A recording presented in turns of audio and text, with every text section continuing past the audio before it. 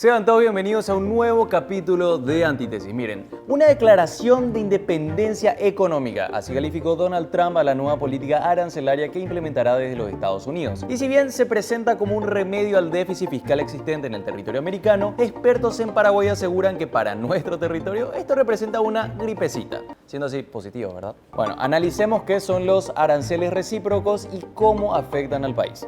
Intro, maestro.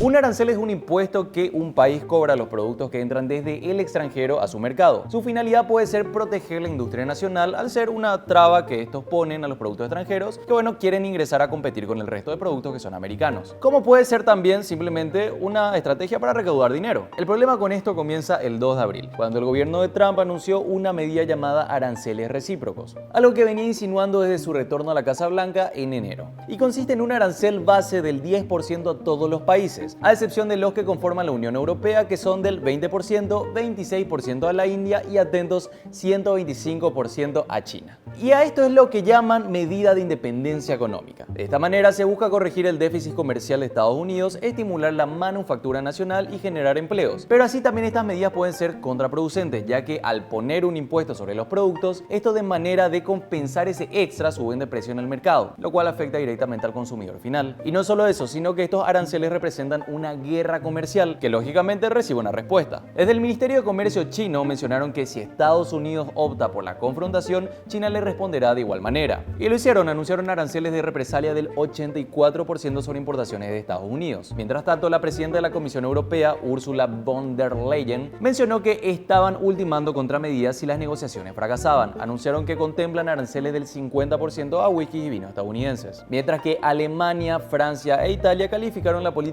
como hostil y destructiva. Pero creo que el que más ofendido estuvo sin duda fue Canadá. Su primer ministro, Justin Trudeau, anunció aranceles del 25% sobre 155 mil millones en bienes estadounidenses. Amenazó también con paralizar las plantas de ensamblaje automotriz en Estados Unidos, y el gobierno provincial de Ontario, la provincia más poblada de Canadá y uno de los mayores exportadores de electricidad de Estados Unidos, impuso un recargo del 25% sobre la electricidad que exportan a estados fronterizos como Nueva York, Michigan y Minnesota. Y Paraguay, la reacción local fue bastante tranquila. El ministro de Economía, Carlos Fernández Valdovinos, lo resumió así: nos va a agarrar una gripe bastante menor a la pulmonía que puede agarrarla a otros. Con esto se refiere a que Paraguay está en esa lista de países que enfrentarán el arancel en base al 10%. Pero la exposición comercial directa con Estados Unidos es baja, así que no sería tan grave, al menos por ahora.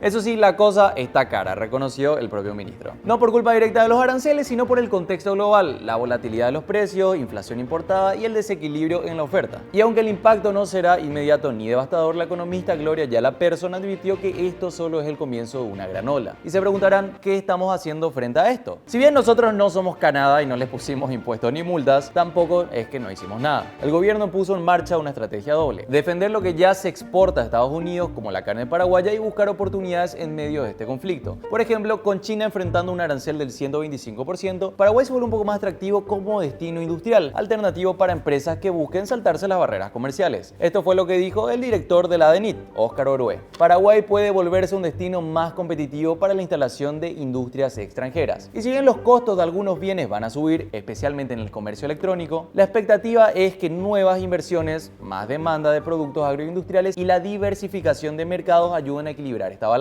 Así que si es una gripe o no, eso solo el tiempo lo sabrá. De momento, con todo el quilombo que se armó, la implementación de estos aranceles se suspendió por un lapso de 90 días, excepto los que fueron impuestos a China, ese 125%, y también algunas otras medidas hacia países que sí tomaron represalias contra Estados Unidos. Y acá es donde yo me pregunto qué es lo que exactamente intentaban hacer. O sea, Estados Unidos anuncia los aranceles, un montón de países le responde, y él, a los que me respondieron no les sacó el arancel, pero al resto que se portó bien, sí, les retiró el arancel por 90 días. No sé, una especie de estrategia para ver quién en verdad es mi amigo, no tengo idea. Lo que sí, con esta pausa de los 90 días, por lo menos tenemos un respiro momentáneo con el tema, y veremos a ver si se mantiene.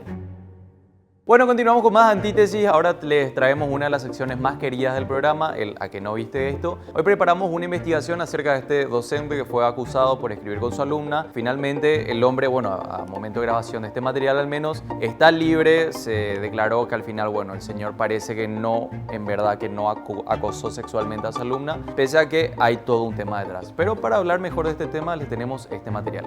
Adentro video. Sos súper sexy. Quiero sentir tu cuerpo. Vení sola a casa. Estos son solo algunos mensajes que Juan Insaurralde, docente de 56 años, enviaba a su alumna de 11. Es un caso bastante delicado, vidrioso, porque implica a una niña de 11 años. Pero no alcanzaba la entidad la responsabilidad penal y entonces por eso surge la absolución del mismo.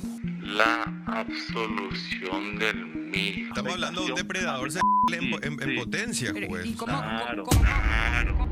Una alumna, un docente, 600 mensajes y una absolución que huele a impunidad. La historia comienza en 2022, cuando la madre de la niña se entera por una técnica de celulares de la existencia de mensajes inapropiados en el dispositivo de su hija. El contenido era alarmante: declaraciones de amor, frases con connotación sexual, invitaciones a acudir sola al domicilio del docente. El Ministerio Público extrajo los mensajes del dispositivo y los presentó como evidencia contundente. La Fiscalía, encabezada por el fiscal Rodrigo Vázquez, formuló una acusación por abuso sexual por medios tecnológicos. Una figura relativamente reciente, pero clave para proteger a niños y adolescentes de situaciones donde no hay contacto físico, pero sí manipulación, intención sexual y daño psicológico. Sin embargo, el Tribunal de Sentencia de Villarrica, integrado por los jueces Julio Alfonso, Víctor Ortigosa, decidió absolver al acusado. Y se lo preguntarán, ¿cómo es que esto no alcanza para una condena penal? La respuesta está en un vacío legal que no debería existir. Cuestionado por la prensa, el juez Julio Alfonso fue claro: no se puede condenar por lo que no está formalmente acusado. Lo que llegó al tribunal no fueron mensajes más alarmantes, sino apenas una versión suavizada. Mi amor, mi princesa, estás hermosa. Y aunque la indignación pública creció con cada palabra que se conocía fuera del expediente, la justicia no puede operar sobre lo que se comenta en redes sociales, sino sobre lo que se presenta, punto por punto, en el relato fáctico de la fiscalía. El juez incluso agradeció la pregunta que lo interpelaba: ¿por qué no se actuó con mayor firmeza? Y explicó que el sistema paraguayo se rige por el principio acusatorio. El tribunal juzga solo sobre lo que se fue imputado, no sobre lo que podría haber sido o lo que parece. Entonces la verdadera falla no estuvo en el juzgamiento, sino en la acusación. Los mensajes más comprometidos no formaban parte del objeto de juicio, y sin ese detalle la ley no permite avanzar hacia una condena por más atroz que parezca el hecho. Mientras tanto, el profesor sigue apartado del aula, éticamente condenado pero jurídicamente absuelto. Para especialistas, lo que los jueces desestimaron no fue simplemente un detalle legal, sino el conjunto de pruebas que mostraba una conducta sostenida de grooming, es decir, una forma de acoso donde el adulto se gana la confianza de una menor para manipularlo con fines sexuales. El Código Penal paraguayo prevé este tipo de delitos y los convenios internacionales de derechos humanos instan a los estados a proteger a los menores incluso frente a amenazas no materializadas pero evidentes en su desarrollo. Desde el Ministerio de la Niñez y la Adolescencia, el viceministro Eduardo Escobar Said publicó un comunicado en el que criticó con dureza a los jueces y al sistema judicial en su conjunto. Incluso acusó a los magistrados de no estar a la altura de su investidura y de contribuir, con su falta de compromiso, a la revictimización de la menor. El hecho de que el juicio pueda repetirse, dado que la fiscalía anunció que apelará, implica que la niña deberá revivir el trauma de una nueva audiencia. El Ministerio de Educación, por su parte, había apartado preventivamente al docente tras la denuncia. Actualmente Insaurralde trabaja en supervisión, alejado del aula pero sin haber sido separado definitivamente del sistema educativo. Desde la institución informaron que, al ser absuelto, el procedimiento disciplinario queda a la espera de resoluciones jurídicas firmes, aunque se evalúan posibles sanciones administrativas. Pero este caso va más allá de un veredicto. Expone una crisis institucional más profunda, un sistema que no termina de adecuarse a los tiempos y que todavía exige a las víctimas de abuso que demuestren su sufrimiento hasta el límite de lo soportable. La absolución de Insaurralde no solo deslegitima las pruebas presentadas, también manda un mensaje peligroso: que 600 mensajes con contenido sugerente, insistente, manipulador y perturbador no bastan para proteger a una niña de 11 años. Y con esto terminamos este episodio de ¿A que no viste esto? Segmento de investigación del programa Antítesis que se transmite todos los martes a las 21 horas por Canal Gen. Nos vemos en la próxima. Y con eso concluimos la sección de ¿A que no viste esto? Nada, espero que les haya gustado. Saben que estos materiales siempre son difíciles de hacer, tienen un gran pienso, un gran trabajo detrás, por sobre todo también una gran edición, pero es sin duda uno de mis segmentos favoritos. Bueno, ahora vamos con el último segmento del programa, y es que una mañana cualquiera en Asunción, eran alrededor de las 7:20, hora pico. El tránsito estaba cargado, los padres dejaban a su hijo en el colegio, los oficinistas manejaban como imbéciles, y en medio de todo ese caos cotidiano, un hombre desnudo corre por la avenida España. Así de surrealista como nuestra censura les permite ver. El protagonista es Carlos Martín Báez Morán, de 30 años. Lo detuvo la policía tras impactar con una camioneta robada a 2 columnas de la ANDE en Carmelitas y luego darse a la fuga. ¿Por qué iba desnudo? Nadie sabe. ¿Por qué robó el vehículo? Tampoco está claro. ¿Dónde dejó la ropa? Un misterio total. Ni los comisarios de la 10ª Metropolitana aún lo pudieron explicar. Y sé lo que se preguntarán: contexto. ¿Qué pasó con los familiares? Hasta el momento de cierre de este ensayo, ningún familiar se presentó en la comisaría. Nadie llamó, nadie apareció y no les culpo. No digo que esté bien, ¿verdad? Pero no sé si como familiar, sinceramente, sería lo más lindo aparecer y que todos los medios me pregunten por qué mi hermano, pareja, papá, hijo chocó un auto robado y encima estaba desnudo. Se informa que al momento de la detención, Báez presentaba heridas visibles, alteración del habla y se encontraba en evidente estado de confusión. Según los relatos de los agentes, pasó de episodios de violencia e irritabilidad a momentos de calma en cuestión de minutos. Estas reacciones motivaron a los efectivos a trasladarlo de forma inmediata al hospital de Barrio Obrero para una revisión médica preliminar. Posteriormente fue derivado a la unidad especializada de convivencia para realizarle un examen toxicológico. Allí un médico forense procedió con la extracción de sangre a fin de determinar si el individuo tenía sustancias psicoactivas en su organismo. El resultado del test fue negativo. El resultado del sentido común también estuvo ausente y el resultado institucional sin duda fue preocupante. Más allá de los exámenes físicos, desde la comisaría 10ª Metropolitana, los oficiales insistieron en la necesidad de que Báez sea evaluado por especialistas en salud mental. Cae permanentemente en inconsistencias, no son claras sus expresiones, declaró uno de los comisarios a los medios de prensa. Se solicitó formalmente una inspección médica especializada, ya que el comportamiento errático del detenido no solo impedía recabar datos básicos sobre su identidad y procedencia, sino que también representaba un posible indicio de trastorno psicológico grave o una crisis aguda no tratada. Según comentó Carlos, dice que él vive con Don Beto en la campaña.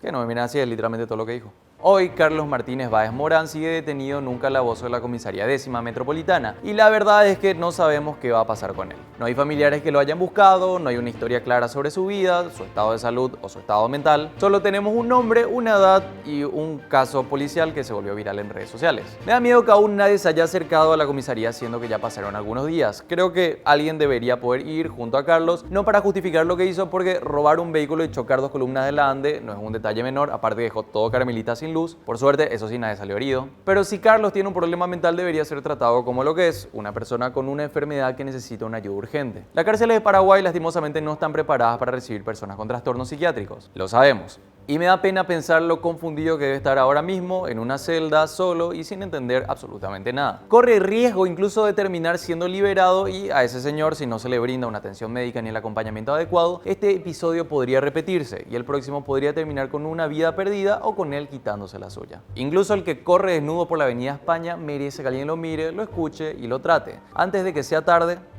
otra vez. Gracias. Bueno, y con esto terminamos este capítulo de Antítesis. Soy Fariso Ferreira. No se olviden que nos tienen todos los martes a las 21 horas acá por Canal Gen, o también tienen todas las repeticiones de nuestros programas en el canal de YouTube Somos Gen. Nos vemos en la siguiente y hasta la próxima. Chao, chao.